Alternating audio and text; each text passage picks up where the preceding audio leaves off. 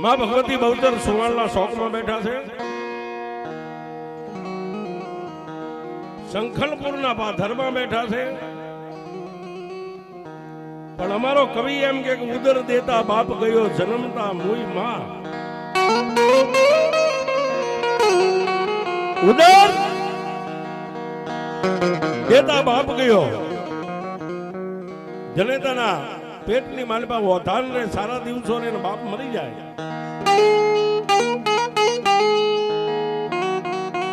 બાળકનો જન્મ થાય ને માં મરી જાય.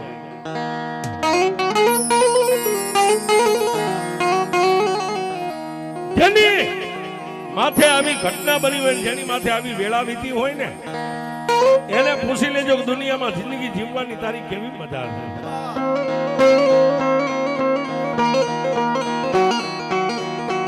પણ બાપ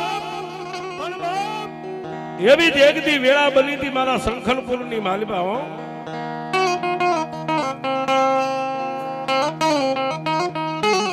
મારી માતાજી બાળી બહુચર, આપણે ત્યાં માતાજી જ્યાં બેઠો હોય આપણે એને મઠ કહીએ, અને જ્યાં બહુચર બેઠી છે ને એને મઠ કહેવામાં આવે. મઠનો કે મઠ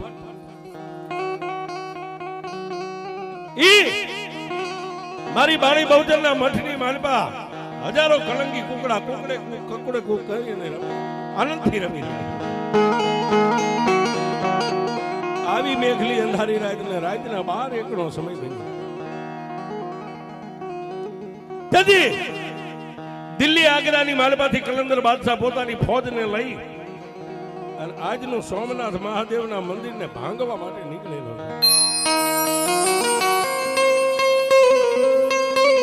પણ ક્યાં જાય?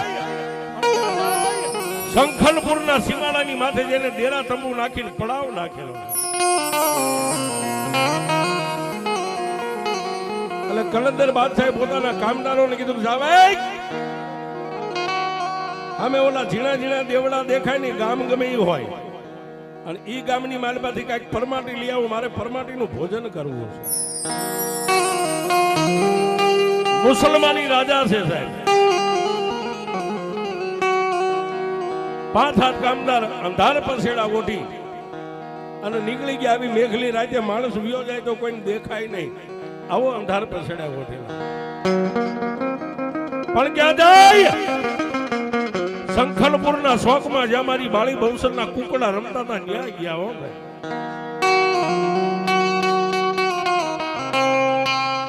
જઈ માતાજીના હજારો કુકડા રમતા હતા. એમાં દોડી દોડીને 2 કુકડાને પકડીને પોતાની બગલમાં દબાવી અને માથે પાસે અંધાર પસેડા ઓઢી અને કોઈનો ભાળે એમ નીકળી ગયા.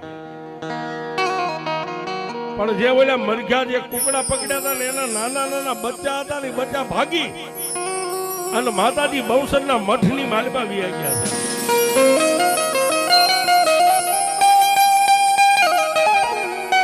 સમય બળવાન નહીં, પુરુષ બળવાન. કાબે અર્જુન ને લૂંટ્યા હતા ઈ ધનુષ નહીં. જઈ અને કોઈ માતાજી બહુચરના ફોટાની પાછળ હંતાઈ ગયા, કોઈ માતાજીના ફળા પાછળ હંતાઈ ગયા. એમાં એક આંખે કાણું બચ્ચું હતું, એક આંખે ભાળતું, એક આંખ નથી.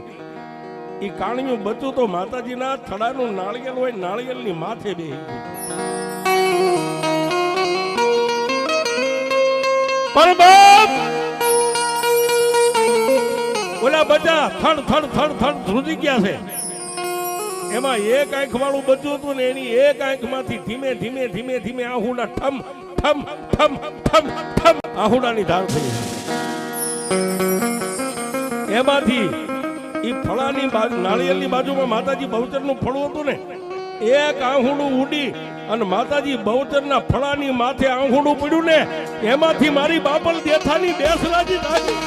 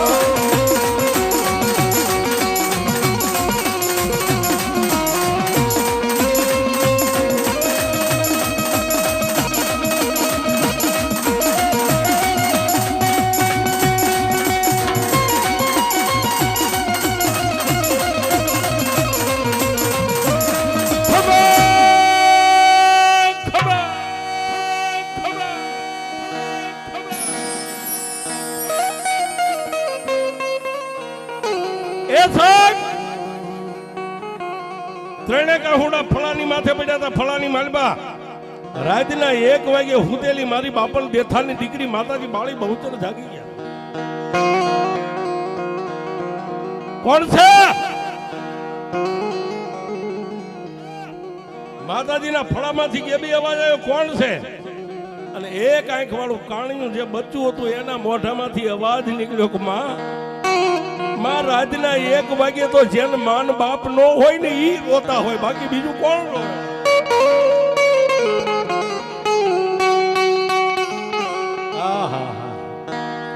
ત્યાં તો ફળાની માલબાથી માતાજી બાળી બહુચર પ્રગટ થઈ અને જેટલા બચ્ચા હતા બચ્ચાને ખોળામાં લઈને માથે હાથ માંડ્યા ફેરવા.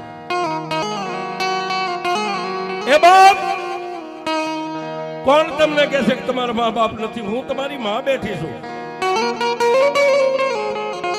માં તું તો અમારી રક્ષણની કરનારી માસો, પણ અમારા જન્મના દેનારા માન બાપને કોઈ માણસો આવ્યા હતા ને પકડીને લઈને ગયા ગયા.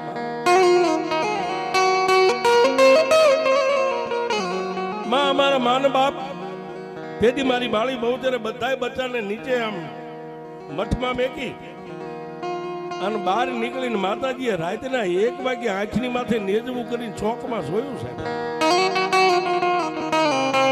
પણ જે ઓલા કાયમ આનંદમાં રમતા ને કોઈ કુકડા દેખાડા નહીં. ત્યારે મારી બાળી બહુચરે ઓલા બચ્ચાને પાછું કીધું કે બાપ કોઈ મઠની બહાર ન જતા, હમણાં હું જાઉં ને ગામમાં આટો મારી તમારા માવતર જ્યાં હોય ને ત્યાંથી લાવીને તમને પાછા સોંપી દઉં. એ સાહેબ 80 વર્ષની ડોસી બની હાથમાં લાકડીનો ટેકો લઈ અને મારી ભગવતી બાળી બહુચર સુવાલના શોખની માલબાથી ગલીએ બજારે ગામના ફરતો આંટો મારી દીધો. રાતના 3 વાગ્યા અને પાછા આવીને મઠની માલબા ઉભા રહ્યા એટલે ઓલા બચ્ચા ફરતા વીટળાઈ ગયા. કામા અમારા માવતર, અમારી માં, અમારો બાપ. માતાજી બાળી બહુચરે કીધું કે બેટા આખા ગામમાં ખૂણો ગલી બજાર ચોક બધે જોયું, તમારા માવતર મને ક્યાંય મળ્યા નહીં.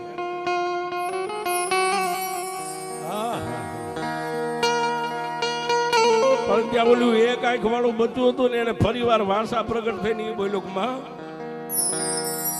તારી જેવી બળુકી માતાના ભરોહે જો મેં જીવતા હોય તું એમ કે તને અમારા માવતર નો મળ્યા તો મારી બહુચર તને ગઢપણ આવી ગયું. સાહેબ આટલો ટકોર કર્યો ને મારી બાળી બહુચરે લાકડી હાથમાં હતી ને લાકડી આમ ફેરવીને આકાશમાં હે બાપ